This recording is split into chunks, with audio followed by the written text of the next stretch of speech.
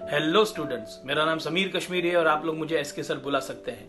आज जो हाइकू हम पढ़ने जा रहे हैं उसका नाम है मन और इसके कवि है श्री विकास परिहार जी। तो आइए शुरू करते हैं। कविता का नाम है मन और इसके कवि है श्री विकास परिहार जी। कवि का जन्म 1983 गुना मध्य प्रदेश में हुआ। परिचय: विकास परिहार ने 2000 से 2006 तक भारतीय वायुसेना को अपनी सेवाएं दी।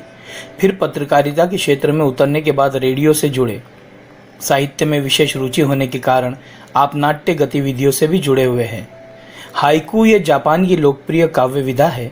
हाइकू विश्व की सबसे छोटी कविता कही जाती है। 5वें दशक से हिंदी साहित्य ने हाइकू को खुले मन से स्वीकार किया है। प्रस्तुत हाइकू में कवि ने अपने अनुभवों और छोटी छोटी विभिन्न घटनाओं को अर्थवाही सीमित शब्दों में प्रस्तुत किया है। घना अंधेरा, चमकता प्रकाश और अधिक। जिस तरह शाम ढलते ही अंधेरा घिर जाता है और अंधकार का राज्य निर्मित होता है, ऐसे वक्त कभी कभी एकाध दीप या जुगनू चमक कर अंधेरे को छेद देने की कोशिश करता है। तब वो अंधकार में सामान्य से और भी अधिक चमकता है। उसी प्रकार हर मनुष्य के जीवन में अनगिनत अंधकार यानी संकट होते हैं, परंतु जो मनुष्य इस अंधकार को छेद देने की ताकत रखता है, वही मनुष्य प्राणी जीवन के अंधकार में भी और चमकेगा तथा श्रेष्ठता प्राप्त करेगा। बस उसमें निडरता और हौसला होना चाहिए। करते जाओ, पाने की मत सोचो, जीवन सारा। परिहार जी ने जीवन का सही सार बताने की कोशिश की है। हमें अपने जीवन में कर्मरत रहकर क्रियाकलाप करते रहना चाहिए। यदि फल के बारे में सोचते रहे तो कर्म और जीवन का आनंद गवा बैठेंगे। तो बस काम करते जाओ, फल तो अपने आप कभी ना कभी मिल ही जाएगा। जीवन नैया मझधार में डोले, संभाले कौन। ये दुनिया असीम समुद्र है तो हर मनुष्य का जीवन उस समुद्र में चल पड़ी नैया यानी नाव है। जब हम अपना जीवन यापन करते हैं तो संसार में अनगिनत बाधाएं समुद्र के तूफान की भांति आती है और कमज़ोर नाव को जिस तरह सागर निगल जाता है, उसी तरह हमारे जीवन को भी निगल सकती है। अब हर एक को समझना चाहिए कि दुनिया में अपने जीवन की जिम्मेदारी खुद को ही संभालनी होगी। अपनी ज़िंदगी में कितने ही तूफान क्यों ना आए, अपनी नैया मोक्ष अथवा सफलता के पार लगानी ही होगी। यहाँ कोई आपकी मदद करने वाला नहीं होगा। रंग बिरंगे रंग संग लेकर आया फागुन। इस हाइकू में प्रकृति के बदलाव का वर्णन करते हुए, निसर्ग में बिखरे रंगों की ओर निर्देशित करते हुए फागुन माह का विशेष महत्व फूलों को लेकर प्रतिपादित किया है। फागुन का महीना अपने संग बसंत के विविध रंग लेकर आया है। यह समय उल्लास और उमंग का समय है। अतः हम सभी को कुछ समय के लिए चिंताओं और परेशानियों को भूलकर बसंत ऋतु का आनंद लेना चाहिए। कांटों के बीच खिलखिलाता फूल देता प्रेरणा। कवि प्रस्तुत हाइकू में जीवन में संघर्ष एवं समस्याओं का महत्व प्रतिपादित करते हैं। जैसे गुलाब का फूल कांटों में रहकर खिलता है तो भी अधिक सुंदर लगता है और साथ ही अपनी सुगंध चारों ओर फैलाता है। इसी तरह मनुष्य को अपने जीवन में आई बाधाओं को सहजता से स्वीकार कर आगे बढ़ना चाहिए। तभी हम अपने जीवन को सुंदर बनाकर कार्य से सुगंधित कर सकते हैं, जो आगे जाकर किसी के लिए प्रेरणादायी बन जाएगा। भीतरी कुंठा आंखों के द्वार से आई बाहर। कहा जाता है कि मनुष्य नहीं, उसकी आंखें और चेहरा बोलता है। जब मनुष्य खुश होता है तो चेहरे पर अनोखी चमक दिखाई देती है। उसी तरह मनुष्य के जीवन की निराशाजन्य अतृप्ति की भावनाएं यानी कुंठा उसकी आंखों में उतर आती है। उस मनुष्य का जीवन कितना निराशा से भरा है, इसका पता उसके नयनों से बहती अश्रुधारा को देखकर ही चल सकता है। खारे जल से धुल गए विषाद मन पावन। जो मनुष्य गलती करता है उसे तो चोट पहुंचनी ही है। धरती के सभी मनुष्य का स्वभाव एक जैसा नहीं होता।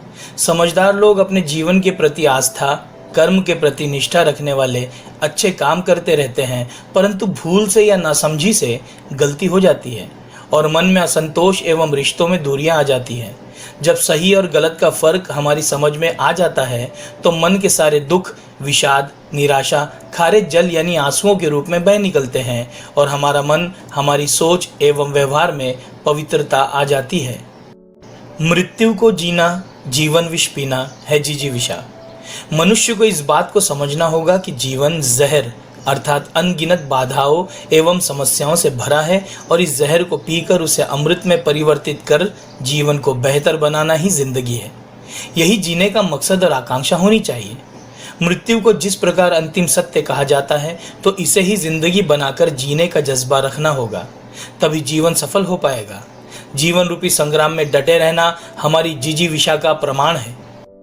मन की पीड़ा छाई बन बादल, बरसी आंखें। मनुष्य स्वभाव की विशेषताएं बताते हुए कवि ने इस हाइकू में कहा है कि जब आकाश में बादल बहुत घने होते हैं तभी वर्षा होती है। उसी प्रकार मनुष्य का मन, सोच जब भी वेदना, कठिनाई और दुख आदि महसूस करता है तो स्वाभाविक रूप से उसकी आंखों से पानी अर्थात आंसू बरसने लगते हैं। चलती साथ पटरियां रेल की, फिर भी मौन। मनुष्य जीवन में सुख और दुख रेल की पटरी की तरह होते हैं।